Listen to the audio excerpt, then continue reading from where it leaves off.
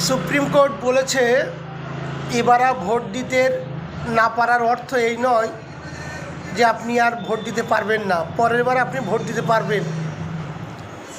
একই ধরনের কথা।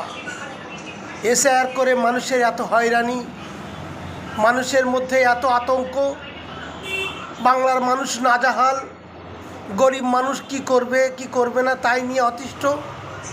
সেখানে দাঁড়িয়ে দেশের সর্বোচ্চ আদালত, মানুষের ভরসা আশা যেখানে জায়গা, সেই সুপ্রিম কোর্ট বলছে যে আপনার ভোট অধিকার, এবার ভোট দিতে না পারলেও চিন্তা করবেন না, পরের বার ভোট দিতে পারবেন। এটা কি ধরনের কথা? এটা বৈষম্য?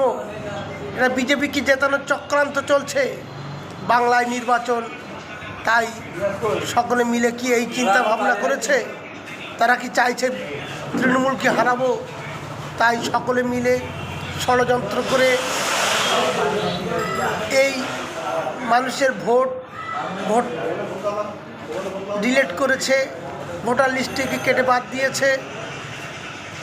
ছি ছি ছি, একই লজ্জা।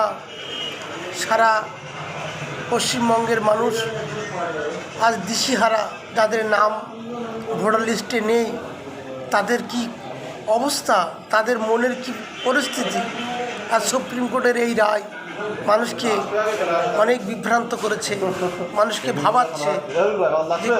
সুপ্রিম কোর্ট এই কথা কীভাবে বলতে পারে?